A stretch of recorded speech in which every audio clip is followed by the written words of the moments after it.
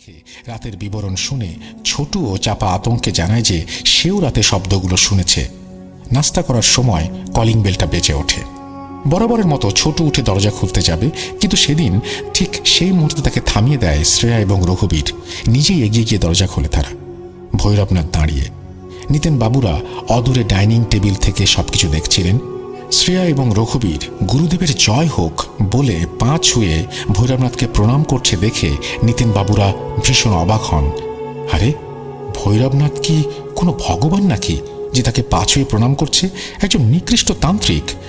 ছোট আর সহ্য করতে না পেরে রাগে গর্জে উঠে একরকম তেড়ে যায়।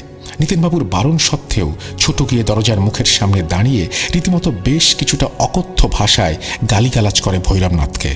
তুমি এখানে কেন এসেছো? তোমার হিসেব পাঠিয়ে দেওয়া হবে। কেন বাবুজির পরিবারের ওপর এমন জাদুটনা করছো? কেন ভয় দেখাচ্ছ? বেরো ওখান থেকে। ছোটু তখনও কথাগুলো শেষ করতে পারেনি। রাগে কটমট করতে করতে এবং এক ধরনের গর্জন করতে করতে রঘুবীর ছোটুকে এক ঝটকায় ধাক্কা দিয়ে প্রায় হাত 10 দূরে ফেলে দেয়, যা কোনো সাধারণ মানুষের পক্ষে কখনোই সম্ভব নয়। এবং একইভাবে গর্জন করতে করতে কর্কশ কণ্ঠে বলে ওঠে, বেয়াদব, মুখ সামলে। গুরুদেবকে তুই কি বলছিস? তুই আজ থেকে এই বাড়ি থেকে বেরিয়ে যাবি, আর ভুলেও যেন তোকে শোরুমে বাড়িতে না দেখি। এই বুড়ো বুড়িকেও এই বাড়ি থেকে বের করছি এখনই। বুড়োও যেন শোরুমে না যায়। এবার থেকে গুরুদেব আমাদের বাড়িতে থাকবেন। নিতেনবাবুর পায়ের তলা থেকে যেন মাটি সরে যাচ্ছিল। উনি বুঝতে পারছিলেন যা ঘটার ঘটেই গেছে, শয়তান তার কাজ করে ফেলেছে। ঠিক তারই মাঝে দেখেন শ্রেয়া আনছি গুরুদেব বলে ঘরের ভেতরে যায়, যেখান থেকে যত ঠাকুরের ফটো ছিল, এমনকি ঠাকুর মন্দিরের যত মূর্তি ছিল, সব নিয়ে এসে একটি বেডশিটের মধ্যে জড়ো করছে। শুধু একটি মাত্র বাকি থাকে পশ্চিম দিকে দেয়ালে লাগোয়া একটি সুন্দর কাঠের শোকেসের ওপরে রাখা হাত 1.5 মতো উঁচু পিতলের একটি মা দুর্গার মূর্তি ছাড়া। মূর্তিটি বছর 5 আগে নিতেনবাবুর এক বন্ধু তাকে উপহার দিয়েছিলেন। ওজন ওই 8 থেকে 10 কিলোগ্রাম হবে।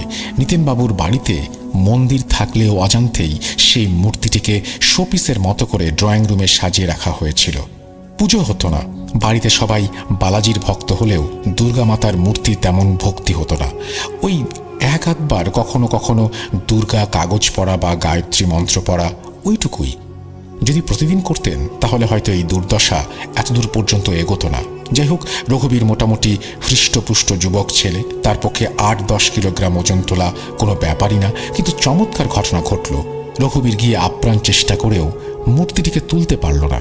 শ্রেয়াও হাত লাগালো, তবুও দুজন মিলে মূর্তিটাকে তুলতে পারছিল না।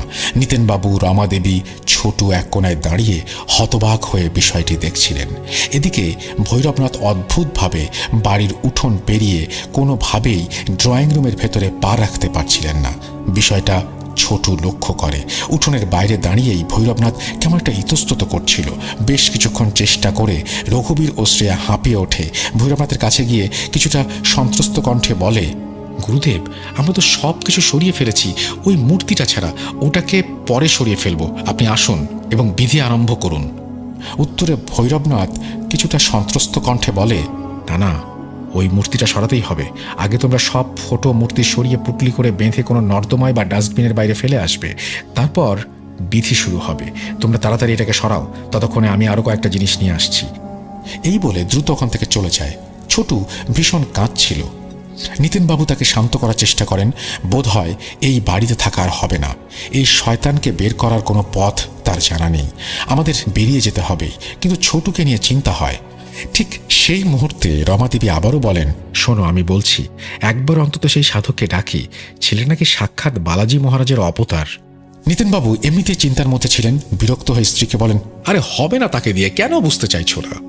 কথাগুলো ছোটুর কানেও ঢুকছিল, কিন্তু আচমকা সে কান্না থামিয়ে আশাতীত দৃষ্টিতে দুর্গা মূর্তির দিকে তাকিয়ে বলে ওঠেন, বাবুজি, একটা বিষয় লক্ষ্য করেছেন?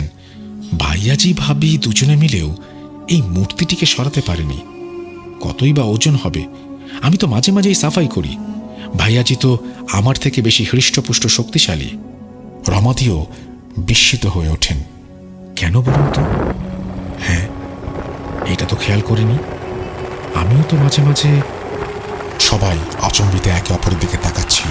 ভৈরবনাথ চলে যাওয়ার পর সেই মুহূর্তে রঘুবীর ও শ্রেয়া দোতলার রুমে চলে গেছে। রমাদেবী তাড়াতাড়ি মা দুর্গার নাম করে মূর্তিটিকে সরাতে যাবেন, ভেবেছিলেন কোনো জায়গায় হয়তো আটকে গেছে, কিন্তু না, গিয়ে দেখেন অনায়াসে মূর্তিটা হাতে উঠে আসছে। নিতেনবাবু ছোটকুও চমকে ওঠেন। একজন বয়স্ক মহিলা 8 থেকে 10 কিলো ওজনের একটা মূর্তি এক হাতে অনায়াসে তুলে নিল, অথচ তারা পারল না।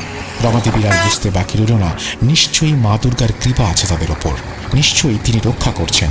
সঙ্গে সঙ্গে তিনি প্রণাম করে মূর্তির সামনে বসে দুর্গা কবচ পাঠ করতে শুরু করেন।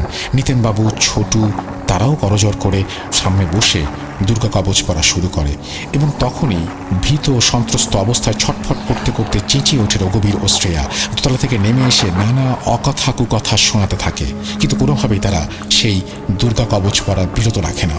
এদিকে ভৈরবনাথ আচমকাই উঠোনের সামনে এসে হাজির হয়, কিন্তু আগের মতোই চৌখাট পেরিয়ে সে ঘরের মধ্যে ঢুকতে পারছে না। সেখান থেকেই চেঁচিয়ে রঘুবীর ও শ্রেয়াকে বলে, এসব কি হচ্ছে?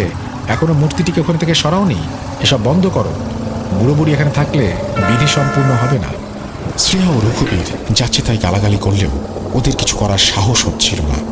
ঠিক সেই সময় কোথা থেকে জনা 8-10 মানুষ খোল করতাল বাজিয়ে কীর্তন করতে করতে গেটের সামনে এসে হাজির হয়, এবং সেখান থেকেই তাদের মধ্যে একজন বয়স্ক মানুষ ডাক দেন, নিতেনবাবু, ও নিতেনবাবু, বাড়িতে আছেন? আগামীকাল বালাজির মহারাজের পূজা অর্চনা কীর্তন হবে, কিছু সাহায্য হবে কি? কোথায় সাত সকালে জাদুটোনা টোটকার বিধি সমন্বয়ে তন্ত্র সাধনা করে এই বাড়ির সীমানায় নেগেটিভিটির শয়তানের শক্তি ছড়িয়ে দেবে, তা না সাত সকালে নাম কীর্তন করে ভগবানের নাম নিয়ে কেউ বা কারা গেটের সামনে উটকো ঝামেলা নিয়ে হাজির। ভৈরবনাথ এসব ভেবে বিরক্ত ভাবে